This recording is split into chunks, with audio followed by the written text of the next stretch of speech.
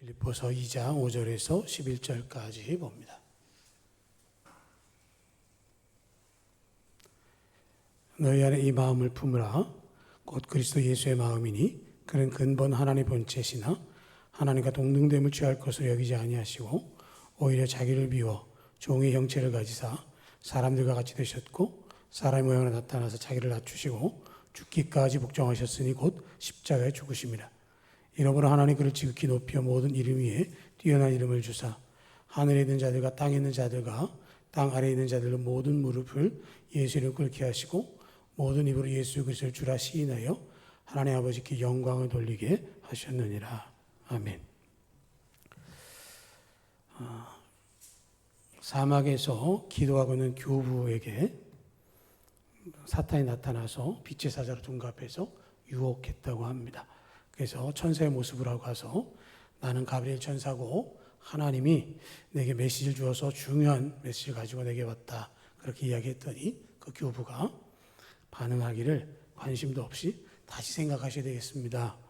누군가 다른 사람에게 보냄받았겠지요. 저는 천사의 방문을 받을 만한 사람도 못 되고 아무런 의의도 가질 수 없는 사람입니다. 그렇게 고백했다는 것이죠.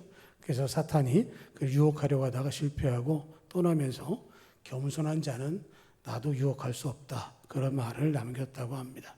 반대로 교만하면 사탄의 시험에 빠져서 넘어갈 수밖에 없습니다.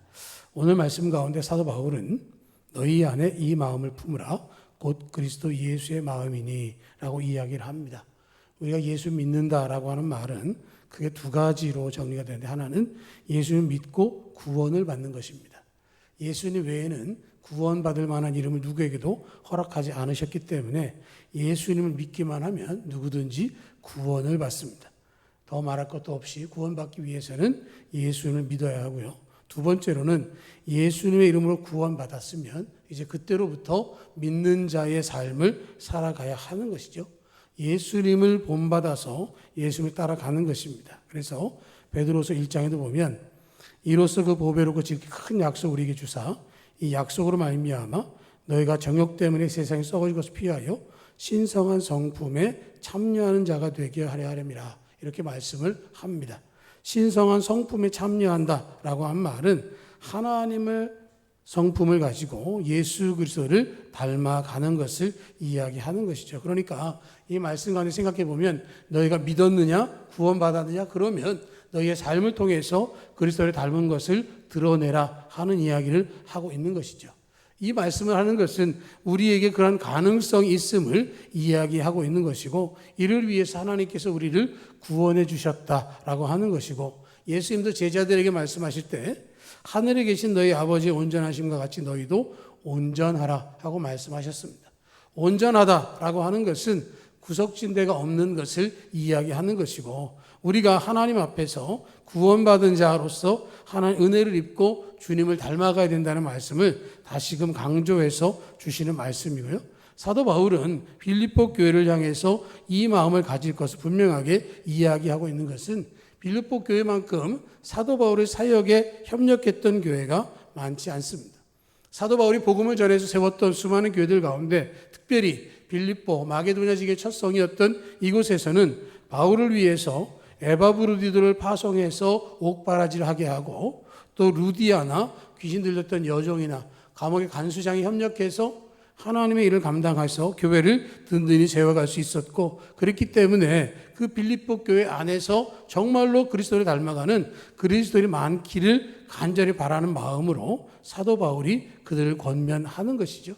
그들 안에서 예수의 마음을 품고 예수의 마음을 통해서 서로가 서로를 믿음으로 격려하고 세워가고 진정한 평안과 거룩함을 이룰 수 있을 것에 대한 기대치를 분명하게 이야기하면서 우리가 품어야 될 주님의 마음을 첫 번째로 겸손해야 된다라고 이야기를 하는 것이죠. 하나님의 아들 독생자 예수 그리스도 좀 막연하게 들리지 모르지만 그러나 그 예수님이 이 땅에 오신 모습을 우리가 짚어보면 그분은 정말로 가장 가난한 집에서 태어나셨습니다. 우리가 오늘 새벽에도 미가서 말씀을 나눴지만 베들레헴 에브라데 너는 모든 고을 중에 작지 아니하도다 이런 말씀은 상대적으로 이야기하면 가장 작은 동네라고 말할 수 있는 것이죠. 어떤 지역의 도시라고 평가하기도 쉽지 않을 정도로 작은 마을인데 그곳에서 예수님께서 탄생하셨고 그분은 강보에 쌓인 채 마을 구유에 누이셨습니다. 십자가를 지기 위해서 예루살렘 입성하실 때는 어린 나귀를 타셨고 십자가에 죽으실 때에는 아무것도 입지 아니한 벌거벗은 모습으로 십자가에서 죽음을 당하셨고 수치를 그대로 겪어주셨습니다. 우리가 상상할 수 없는 자신을 낮추는 모습이 예수님 안에 있었습니다. 선생님이시지만 제자들의 발을 씻겼습니다. 제자들이나 혹은 종이 감당할 몫을 예수님께서 직접 하신 것이고요. 자신의 모든 권리와 영광을 포기하셨습니다. 그러시면서 내가 그런 것 같이 너희도 그렇게 살라고 말씀을 하셨습니다. 그리고 사도 바울은 그런 예수님의 겸손이 우리의 구원을 완성했다라고 말하고 있는 것은 예수님께서 오신 것이고 모든 이름이 그 주님 앞에 무릎을 꿇게 되겠지만 그러나 그 모든 게 되기까지는 주님 자체의 겸손함이 있었다는 것을 이야기하고 있는 것이고 그 일을 통해서 하나님께서 쓰시고자 하는 믿음의 사람이 겸손해야 된다는 말씀을 하고 있는 것이죠. 주님의 임재 연습이라고 하는 책이 있습니다. 그 책을 보면 로렌스 형제가 쓴 거로 되어 있는데요. 저는 처음 그 책을 볼 때 로렌스 형제가 같이 썼나 보다 그렇게 생각을 했는데요. 그게 아니더라고요. 여러분 신부를 영어로 파더라고 그럽니다. 뭡니까? 아버지죠. 수녀를 뭐라고 그럽니까? 마더라고 그럽니다. 마더 데레사 수녀 이렇게 얘기하면 수녀 데레사 수녀 이렇게 되는 거예요. 그러니까 파더 마더고요. 형제. 그래서 수도사들은 브라더로 불렸습니다. 그러니까 로렌스 형제가 쓴 게 아니고 한 사람이 쓴 겁니다. 여럿이 쓴 게 아니고. 그런데 아무튼 이 로렌스 형제가 그 지역에 다툼이 많기로 소문난 수도원의 원장으로 임명이 됐습니다. 그래서 그 수도원에 이제 원장이 됐으니까 취임을 해야 되니까 찾아간 거죠. 그리고 노크를 하니까 그 수도원의 젊은 수도사들이 나와가지고 신입이 왔다고. 신입은 주방 가서 설거지하는 거라고 주방으로 보내버렸습니다. 누구냐라고 묻지도 않고 무슨 직책을 갖고 왔는지도 묻지 않고 그냥 보냈습니다. 그런데 3개월 동안 이 로렌스 수도사가 아무 말도 하지 않고 열심히 접시 닦는 일을 했습니다. 뭐 접시 닦는 사람이 가장 신입이니까 다른 젊은 수도사들이 아주 쉽게 여기고 또 말도 막 하고 천대하는 일도 있었습니다. 3개월의 시간이 지나서 그 지역의 감독이 수도원을 돌아보기 위해서 왔습니다. 그리고 찾아갔는데 젊은 수도사들이 이제 영접을 하는 거죠. 그래서 감독이 묻습니다. 아니 수도원 원장 어디 갔느냐고. 그랬더니 원장이 온 적이 없다고 수도사들이 얘기하는 거예요. 무슨 소리 하냐고 내가 3개월 전에 보냈다고 그랬더니 3개월 전에 온 사람 짚어보니까 주방에서 설거지를 하고 있는 거죠. 그래서 수사들이 놀래가지고 주방에 갔더니 뭐 처음 와서 그거 하는 줄 알고 있었다고 자기가 굳이 그런 얘기 하지 않아도 될 줄 알았다고 해서 그 수도사를 통해서 그 수도원이 아주 시끄럽다가 아주 조용해지고 고요하고 모범적인 수도원이 됐다라는 얘기가 있습니다. 권리를 내세우다 보면 또 섬김받는 것을 당연하게 여기다 보면 겸손할 수가 없는데 정말 겸손한 것이 주님이 우리에게 원하시는 것이다라는 것을 이야기해 주는 것이고요. 두 번째로는 하나님의 뜻에 순종하는 것이죠. 8절을 보면 사람의 모양으로 나타나셨음에 자기를 낮추시고 죽기까지 복종하셨다라는 것이죠. 우리를 위해서 구원의 방법으로는 예수님이 십자가를 지시는 것 외에는 방법이 없었기 때문에 그것에 대해서 예수님께서 순종하셨습니다. 하나님의 뜻이 무엇인가를 분별하고 하나님이 원하시는 것을 이루시기 위해서 십자가를 지시고 고통 가운데 들어가셨고요. 예수님께서 십자가에 달려 돌아가시면서 마지막으로 하신 말씀은 다 이루었다였습니다. 하나님께서 보내신 뜻, 하나님께서 나를 보내셔서 십자가를 지게 하신 그 모든 것을 다 이루었다라고 하는 것은 우리 마음 가운데 순종함을 통해서 하나님의 뜻이 성취되어졌다라고 하는 것이죠. 캐나다의 피플처치를 목회하는 오스왈드 스미스 목사님이 30세에 이렇게 기도했습니다.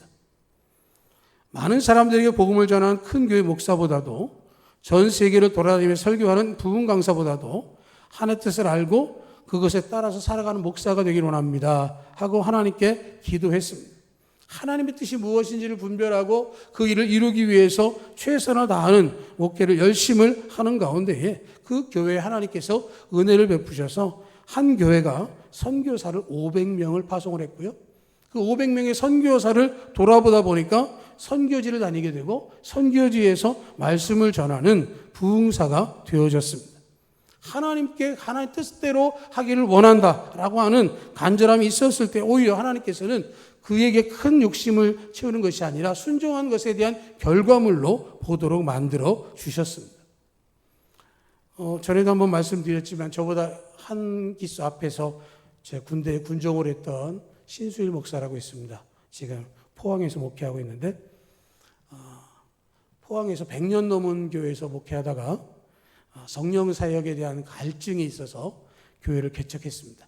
교회를 개척해서 포항에서 사역을 하고 있는데 하나님이 그 개척한 상태에서 머물게 하지 않으시고 매년 전 세계 부흥회를 다니게 하십니다. 그런데 신수일 목사가 저한테 얘기하는데 뭐라고 얘기를 하냐면 하나님께 성령의 감동을 주시고 성령의 감동을 주시는 대로 메시지를 전하다 보니까 선교지를 가게 되고 선교지를 방문하는데 하나님께서 항상 필요한 때마다 공급하시는 것을 받아서 자기는 사역을 할 뿐이다. 그래서 그 영어로 된 원서로 인도네시아 신학교에 책을 보내게 되는데 저도 책을 골라서 전 영어 책 안 보니까 싹 골라서 보내줬거든요. 그랬는데 매년 책을 보내는 데만 120만 원의 발송비가 들어가는데 자기 돈 하나도 안 들어간다는 거예요. 책이 오면서 꼭 딸려온대요. 이렇게 보내주세요 하고 같이 오는 게 딱 발송비만큼 보내주셔서 보내고 있다. 그렇게 얘기를 합니다. 지금도 해마다 이제 부흥회를 나가는데 작년에는 동남아, 재작년에 아프리카, 그전엔 유럽, 내년에 어디 가냐 그랬더니 금년 거부터 얘기하자 그러면서 호주 쪽으로 간다고 또 그렇게 얘기하더라고요. 하나님께 쓰시니까 그 일을 하게 합니다. 내가 원하는 대로가 아니라 하나님의 뜻대로 성령의 감동하신 대로 순종했더니 하나님께서 그 일을 만들어 가셨습니다. 저는 우리 안에도 그러한 마음이 있기를 원합니다. 하나님께서 원하신 것이 무엇인지 내가 가지고 있는 것을 내려놓고 주님이 원하신 그대로 행할 때 그 역사가 분명하게 나타나지는 것이고 하나님께서 그 일을 이루어 가실 것이고 하나님께서 영광 받으신 그 자리에 동반해 주시는 것이죠. 그렇기 때문에 그래서 예수님의 마음은 하나님의 뜻을 이루기 위해서 희생하는 것입니다. 자기를 낮추는 것이죠. 권리를 내려놓고 순종하는 것입니다. 희생하는 것이죠. 그것이 없었다면 우리는 구원을 받을 수 없었습니다. 예수님께서 자신의 모든 것들을 내려놓지 않으셨다면 이 세상에 오실 이유도 없었습니다. 예수님께서 오셔서 예수님의 십자가를 지고 우리를 위해서 희생해 주셨습니다. 누구든지 주님을 따르기 위해서 우리의 십자가를 지고 따라가야 하는데 우리의 인생에 대해서 정말로 겸손히 주님의 은혜를 더욱더 바라보는 믿음의 모습이 있어져야 할 줄로 믿습니다.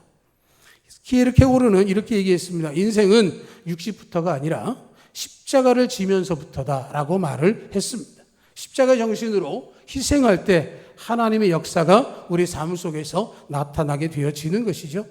우리가 종려주의를 지나면서 정말 겸손하게 하나님께 순종하고 주님의 희생을 기억하면서 더욱더 주님을 닮아가고 그래서 내 마음을 품어서 주와 함께 동행하는 우리 모두가 될 수 있기를 주의 이름으로 축복합니다. 아멘.